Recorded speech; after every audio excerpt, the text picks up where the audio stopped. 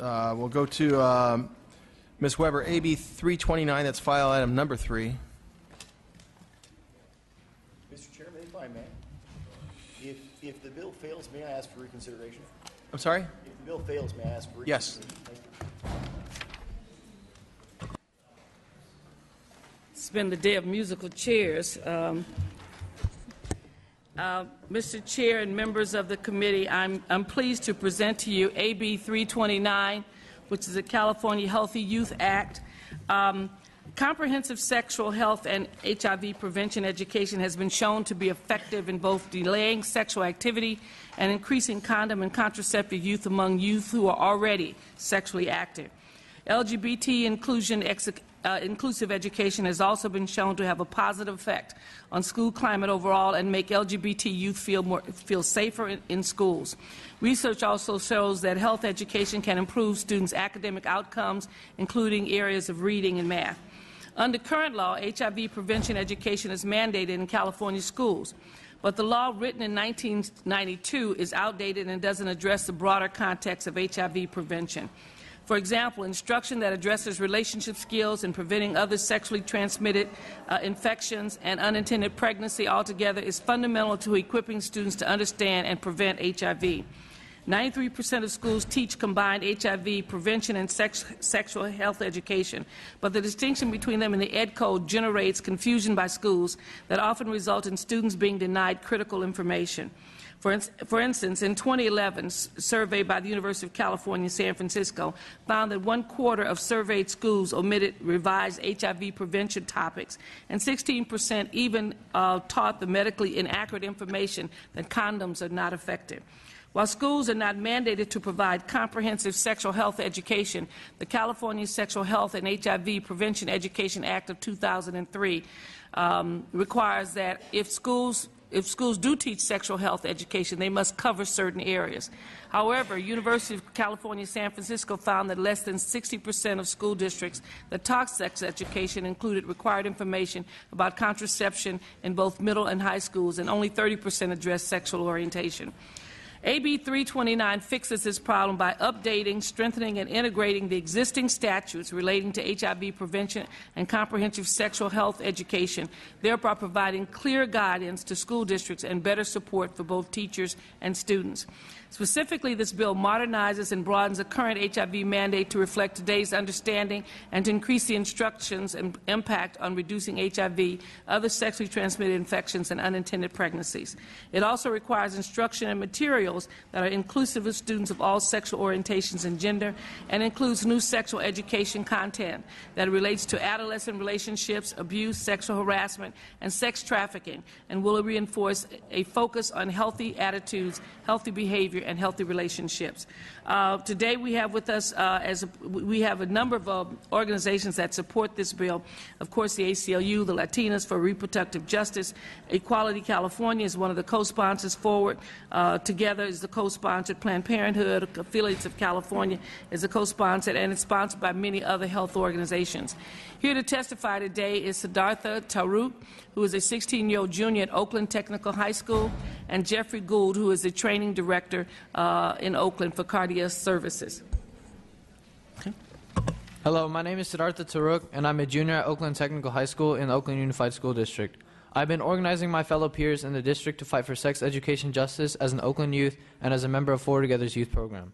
Schools are a critical place for students to get information to be safe, comfortable, and prepared for when they become sexually active. I'm here today to express support for AB 329, California Healthy Youth Act. I had sex education starting in 4th grade and every year until freshman year. I assumed that everyone else had the same amount of sex ed that I did, but when I went to high school, I found out that was not the case.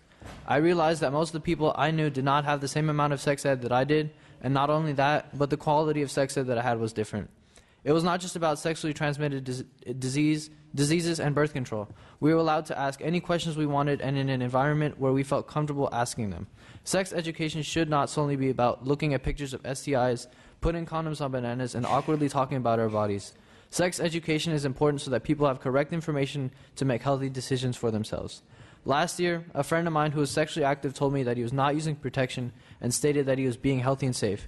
He did not seem confident stating this, and because of my work with Forward Together, I was able to give my friend condoms to have safer sex. Sex education is about young people getting the information they need to make empowered decisions about healthy relationships, sexuality, gender, LGBTQ identity, and making informed pregnancy decisions from all the available options, including parenting, abortion, and adoption, as well as much more. Also, sex education should be about accepting people as they are and seeing everyone as equal. This is especially important for LGBTQ students. Sex education justice is about providing students with sexual health information that is accessible and relevant to their everyday lives. Please stand with California youth like myself and vote in favor of AB 329. Thank you. Good afternoon, Mr. Chair and members of the committee. My name is Jeff Gould, and I work for a nonprofit organization called Cardia Services. I provide technical assistance, training, and capacity building to school districts and county offices of education in the implementation of comprehensive sex ed. I'm very excited about AB 329 and the ability to clarify the original intentions and the key content of the existing statute, providing for a greater, more comprehensive context in which to provide HIV prevention education, and in creating greater alignment with the California Health Education Standards. In supporting over 20 school districts in the Bay Area and Southern California, as well as partnering with the CDE on its current federal funding from the CDC, I find that the existing law can be confusing for LEAs. This is because even though most districts teaching HIV prevention typically incorporate elements of broader sexual health education, they often don't cover all the required topics because they mistakenly view them as optional. By unifying HIV prevention and broader sexual health topics, AB 329 will provide much-needed clarity to school districts as to what they should be teaching. It will also increase the effectiveness of the already mandated instruction by creating greater knowledge and skills in preventing HIV. This more comprehensive approach has a greater impact on a range of issues, many of which are related to rates of HIV, such as multiple partners, relationship and dating violence, sexual assault, harassment, and bullying. I'm not aware of any evidence-based curricula currently that are HIV only in content. The school districts that I am working with, and the vast majority of others in the state that are providing HIV education, are already going beyond that and covering some elements of comprehensive sex education. They understand that their students need the information, and it's more about what is required under the narrow HIV, more than what is required under the narrow HIV mandate. But unfortunately, often their implementation can result in students not getting the full range of critical information. I help the districts that I'm working with, but that's only a few in the state. There are many others that also need better guidance and support. This will be provided by AB 329.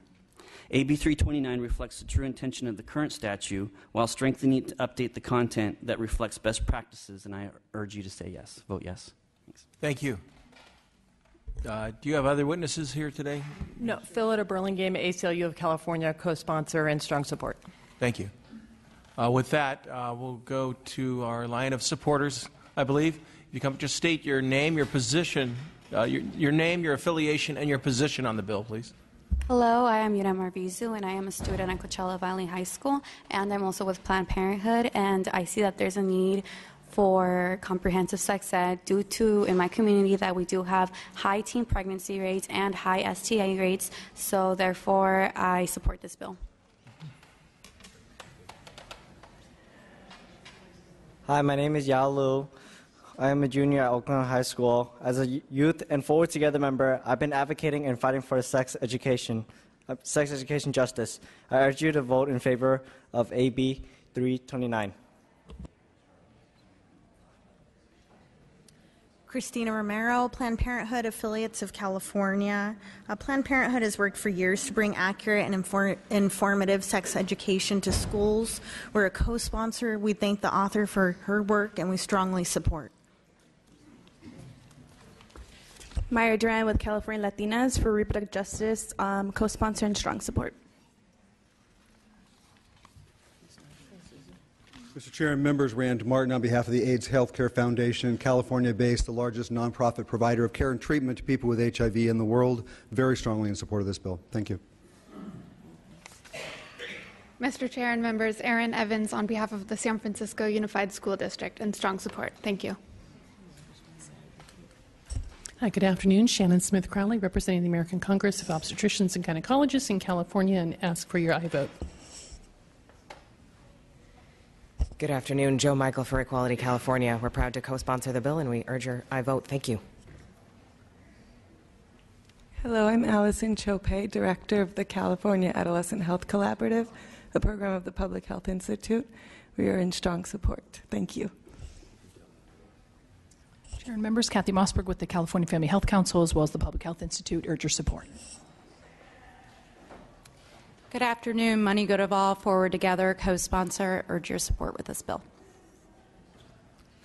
Isabel Garcia on behalf of the California Teachers Association in support. Thank you. Seeing no more support, do we have opposition? Seeing no opposition, any members of the committee wish to comment? Mr. Thurman? Thank you, Mr. Speaker. Thank you to the author for bringing the bill, and to all the young people who spoke today. I wanted to thank you, Mr. Turek, for your comments, and honored to represent you and your colleagues at Oakland Tech in my district. I was curious about your interaction that you described in your testimony.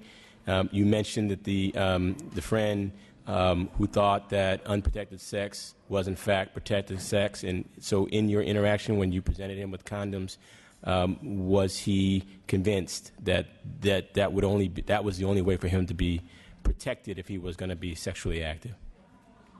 No, but I think that he did it in a way that was sort of boastful, not necessarily just that he believed it. He just kind of tried to make himself look better. Got it. But you were able to help him to understand that there are real consequences to unprotected sex as part of your interaction. Yeah, and I was able to. At Forward Together, we have like a jar of condoms, and I was able to get him some. So. Thank you for your effective advocacy. Thank you. Thank you, Mr. Thurman. Ms. Weber, you may close. I want to, first of all, thank those who've come today and thank those who have sponsored this bill. The education of our children is very, very important, and I think we spend a lot of time talking about why it's important to stay in school, why it's important to get good grades and those kinds of things. But it's also important for our kids to understand everything about life. And we have passed a lot of bills and a lot of initiatives in this House over the years. And now this is an effort to try to coordinate it and bring it all together so we have a comprehensive sexual health education portion of our laws that give the full flavor for what we expect in terms of education. We can never underestimate the importance of what happens in our schools with our young people.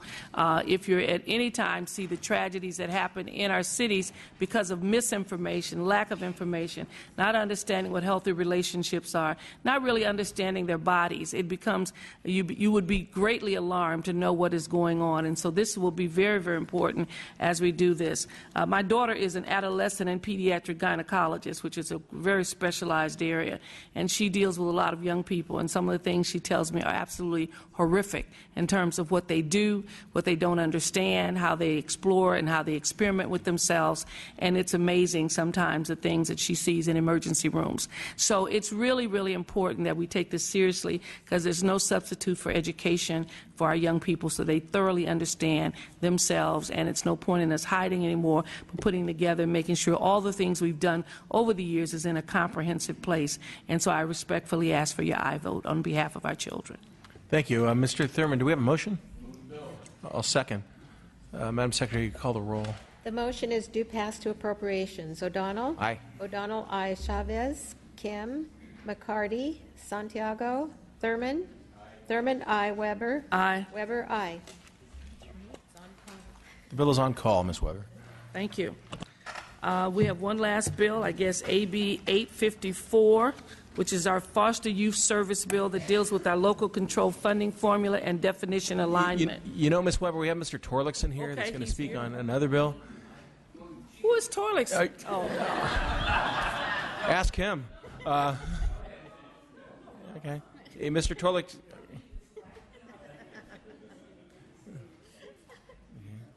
With that, I'm going to turn the gavel over to you, Ms. Weber, and I'm going to take up AB 575, file item number 8.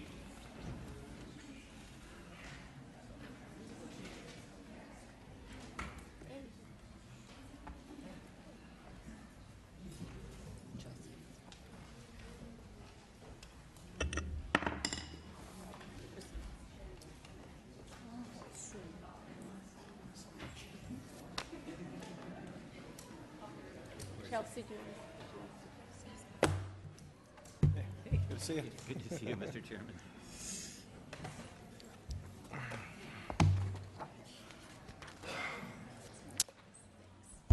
Okay, we're now hearing AB 575.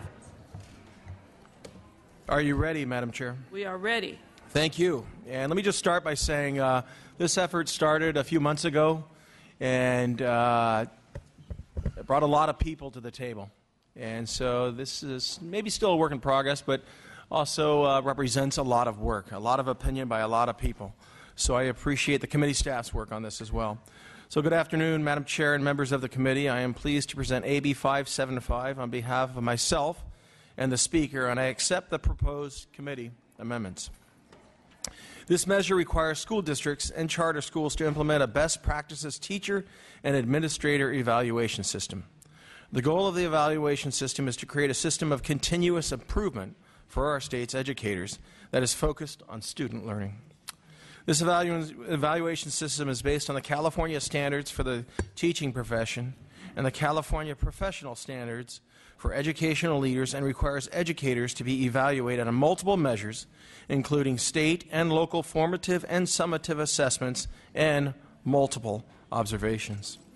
The bill requires multiple public hearings for schools to receive public input.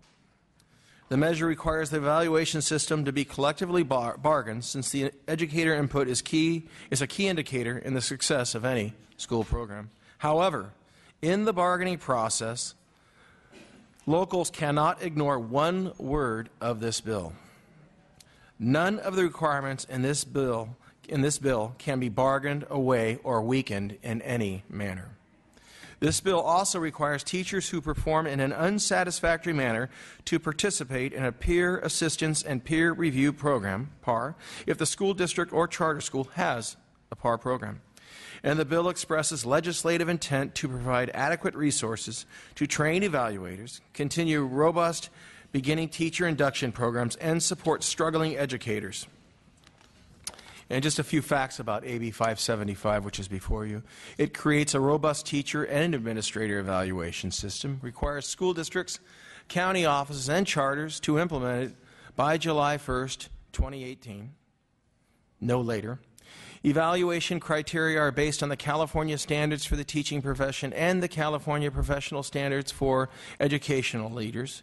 Requires educators to be evaluated on multiple measures, including state and local formative and summative assessments and multiple observations. Requires multiple public hearings for local school boards to receive public input. Requires, again, the system to be collectively bargained, but not any element of this bill may be bargained away. Requires teachers who perform in an unsatisfactory manner to participate in a variety of programs. Expresses legislative intent to provide adequate resources to train evaluators, continue robust beginning teacher induction programs, and support struggling educators. With that, I turn it back to you, Madam Chair. Okay, you have witnesses? I do. Okay, very good. Thank you, Madam Chair, and thank you, Mr. Chairman. Thank you for bringing the parties together to forge this bill. It's a critical piece of work, and the idea of getting everybody at the table to work through the details, as you have done, is truly commendable. So good afternoon, committee members, and thanks you again, Mr. Chairman. As many of you know, I was a teacher, science teacher for 10 years at the high school level, 25 years cross-country and track coach. So I know firsthand the joy of seeing our students succeed, the satisfaction, the challenges that all teachers face. I've had that experience myself, and I have the opportunity, thankfully, to visit schools regularly and keep inspired. Just this week, I was at McCaffrey Middle School down in part of California that needs a lot of attention and work, and they've done great work. We were down in Galt. Yesterday, I had a wonderful reminder at McCaffrey what a teacher can do for students. I was in an 8th grade science class watching a true superstar teacher, leader in her field, Lisa Hegdahl, teach the next generation science standards to her students who were totally engaged, didn't want to quit. They wanted to stay past the bell to dismiss and go to the next class. And I saw how she guided and engaged students, bringing out their natural curiosity and training them to solve problems and think critically. And we all know that teachers are the crucial component of our education system. They do inspire, they do motivate our students, they do keep them on track and help them meet their dreams, doing valiant work day in and day out. And the administrators, likewise, have this passion for kids' improvement and realizing their dreams. I want to thank the legislature because I want to underscore a point that teachers are thirsty and administrators are thirsty for professional development, for improving their practice. And the bill here today will help us accomplish that in even greater detail and depth. But I want to thank the legislature, thank this committee, because 2 years ago you approved $1.25 billion for the implementation of the new state standards. And that money went quickly, and the teachers who participated in the workshops and trainings were delighted to have the chance to do so. And I know the legislature is contemplating, and this committee has been advocating for another $1 billion block grant. But I just underscore that teachers and administrators are thirsty for the opportunity to share best practices and to become more effective teachers. I had a task force. The author and I have gone through a number of the recommendations of this before. Greatness by Design was co-chaired by Chris Steinhauser from Long Beach and Linda Darling Hammond from Stanford. Top experts throughout the state, top teachers and top administrators. And this bill embodies many of the recommendations in this report, this task force of top educators across the state of California. The report does call for an evaluation system that is fair and effective and helps provide constructive feedback to teachers and administrators to enhance their development and their practice. AB 575 is a huge step in the right direction and uses many of the recommendations that the task force came up with. The bill, in requiring each school district and charter school to adopt and implement a locally negotiated best practices plan, goes a long way to strengthen our education system. And by doing so, it provides incentives for all sides to take ownership of the new system. Some of the best evaluation, again, districts like Poway, ABC, Long Beach, they have a partnership between the administration and the teachers in improving practice. It does also provide guidelines, but leaves details up to each local district. This approach is very much in keeping with our local control system and follows the model of local control funding formula. By setting up guidelines for all districts, it ensures that each district develops and uses a high-quality system. By requiring the details to be negotiated by teachers and administrators, it allows local communities, our school communities, to choose a system that best meets their own local needs. My hope is that this bill will give districts a little extra motivation to find an outstanding evaluation system that works for the students, the teachers, and the administrators. And again, by developing such a system together and negotiating the details of that system, I think you buy in ownership on all sides and faith, good faith, to implement the goals of the plan. So a fair and effective evaluation system shows teachers and administrators where they need to make progress and which programs can help them do that.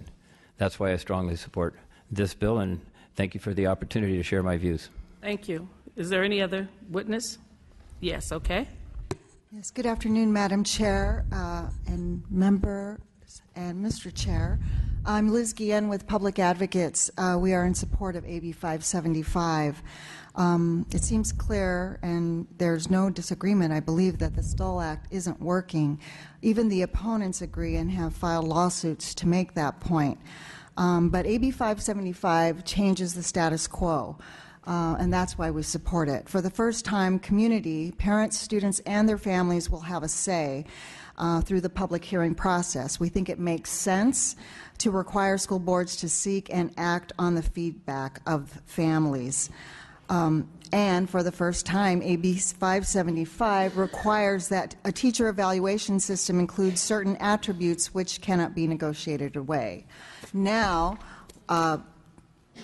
school districts and teachers have the flexibility, and they use it not to address many important elements, including the teacher's effect on students' academic growth and including some of the California standards for the teaching profession. AB 575 responds to opponents' concerns, and we know that the author and staff, and I know public advocates will also be involved in trying to flesh those out more, but it is a surprise to me. For example, AB 575 took amendments to prohibit districts and teachers' unions from avoiding the new requirements by extending memos of understanding for existing contracts. We thought that was a well-intentioned effort to address some of the concerns that people had, that districts and unions would try to avoid having to do this.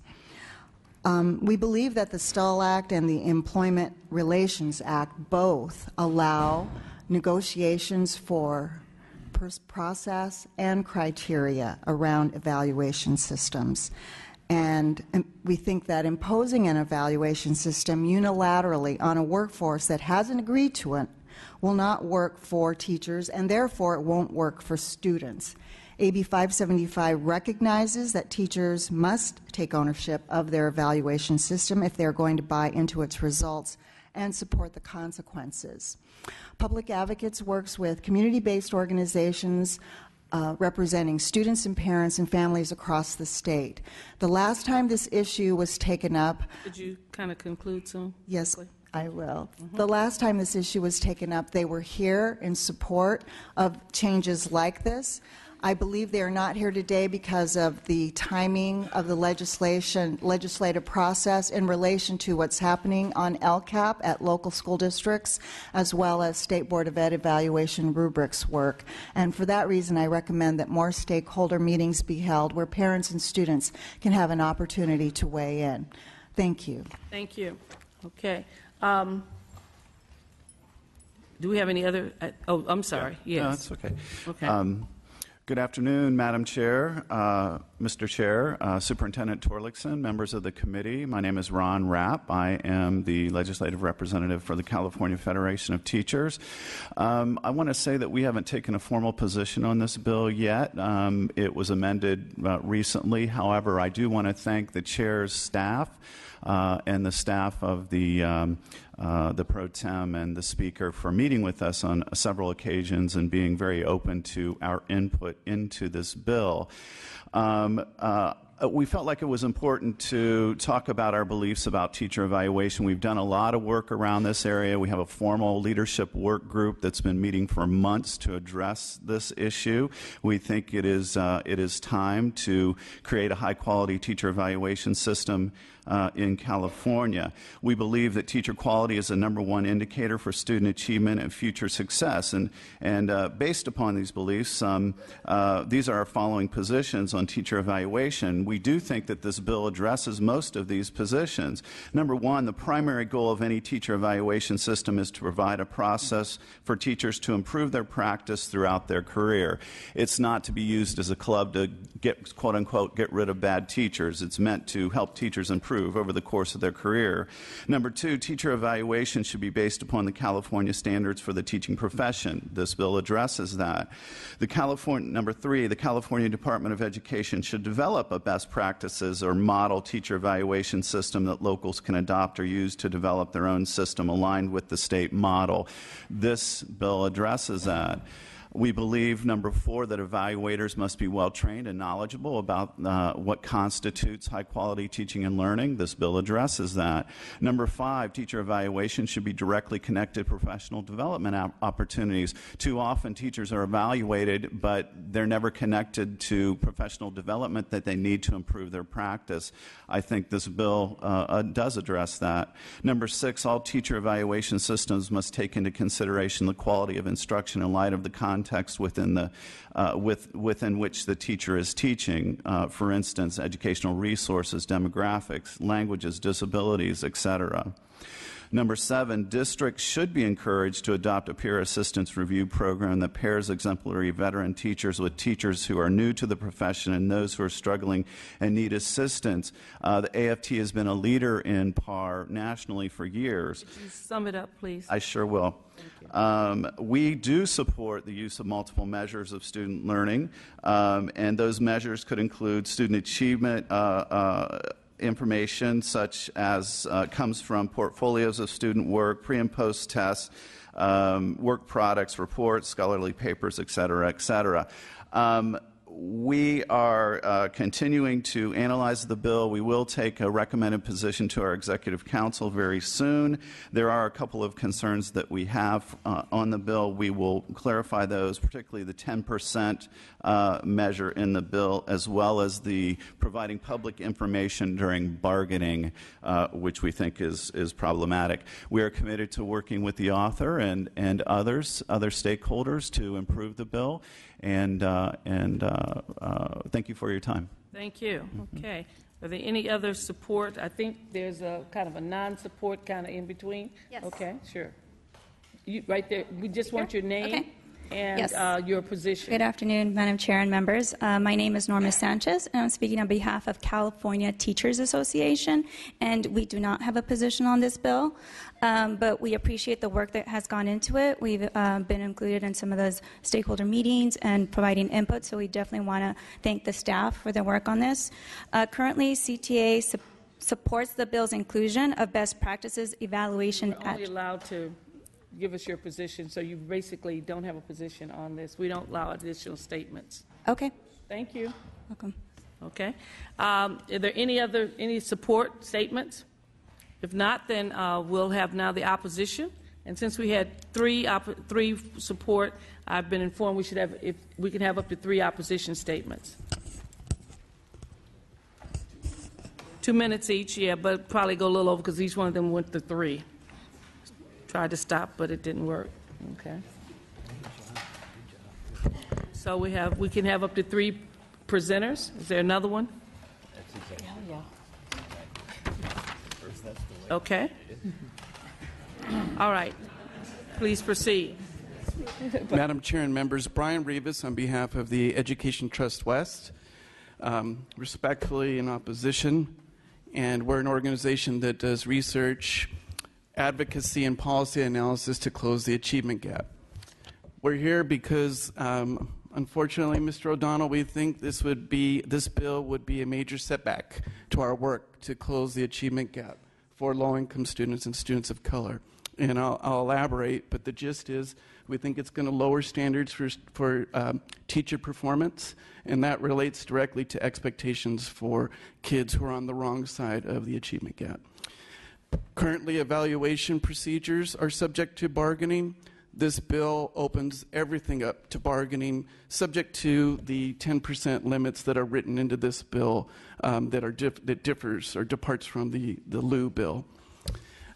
We think that what's going to happen is management is going to put on the table a proposed standard for things like the weight that is assigned to pupil growth or pupil achievement, and that's going to result in a counter argument or a counter demand from the union that is going to be costly, and that's going to be something like maybe twice the amount of pay increase or costly employee or retiree health care benefits. And that's going to play out, that scenario is going to play out time and time again as the district and the union try to reach agreement on standards for performance and evaluation criteria. Eventually, the district's going to run out of money, and they're not going to be able to meet the demands of the union on those things. And that's going to result in the district being forced to agree to a lower standard. Lower standards are bad because one of the things my organization feels strongly about is in order to close the achievement gap, we have to have the highest expectations for low-income students and students of color. So unfortunately, this bill is going to result in a gradual and a steady ratcheting down of standards due to the bargaining of everything. And I will respectfully disagree that you have to go through collective bargaining to get teacher buy-in. There are a lot of districts that, and I think everybody agrees you need teacher buy-in, but there are a lot of districts that have done that successfully under existing law without having to go through the formal bargaining process when you've got this one-for-one trade between something related to student achievement and an economic matter or an economic item. So for those reasons, we're opposed. Okay, thank you. Laura Preston, Association of California School Administrators. I'm going to keep my comments brief. It's late, and the bill we know is likely to move forward. So I want to just make sure that we're on the record for a couple of the issues. One, we do concur that this bill is an expansion of scope and not to the benefit of students. And there's everything that Assemblymember O'Donnell shared and Superintendent of Public Instruction Tom Torlakson said, we concur with. We absolutely think that the evaluation systems need to be changed. They need to be used as a way to improve instruction. They need to be used in a way to improve the role of administrators, and not to be necessarily punitive, but to help inform and improve the whole system for students. This should be all about students and not the adults. And again, we're sort of getting into the adult agenda at the expense of the students. And I just want to compliment that there is some money set aside in the bill for training. AXA would say it's not enough. No big surprise, I'm sure, but we need additional money. We need ongoing money for training for all school leaders, not just administrators, but for those who may be teacher leaders who are going to be involved in this work as well. One of the things that I feel like we need to put on the table is that administrators typically don't get a lot of professional development money set aside for them, either at the federal level or the state level, and rightly it goes to teachers. But there is sort of, I think, a misunderstanding that once you become an administrator, you're now, an expert in your field. They need to have additional resources dedicated for specifically to know how to evaluate. We support a calibration. We're not going to support some of the things we've heard recently that just dig way down in the weeds. We think it gets too specific. And the other thing that we're concerned about, there's two more things, is that this bill could impede some of the good work that's gone out in the communities already. There's a lot of districts that have been doing this work where they're working with their teachers, they're working with their administrators to develop a system of evaluation for intervention and for dismissal at the end. And we don't want anything that we're going to do at the statutory level to be able to impede in what's going on locally. And then the final issue I want to mention is about administrators that's in the bill. We are very, very supportive of having administrators be accountable the same as teachers. My executive director will say that every student deserves an effective teacher, every teacher deserves an effective principal, every principal deserves an effective central office, every central office deserves an effective superintendent, and I would add, every superintendent deserves an effective school board. So, I mean, the whole system needs to be effective, but sum up, please. But the one thing I want to mention is in the language is based on for the administrator training part or evaluation piece is based on some work that AXA has done in the past, but it goes further than what we have proposed. It mandates things that are going to be very, very restrictive for review of administrators that are not at all consistent with what's going to be done for teachers. There's a higher bar. We have nowhere to go except for what's in statute. It would be implemented immediately upon the passage of this bill. So we're concerned. Thank you.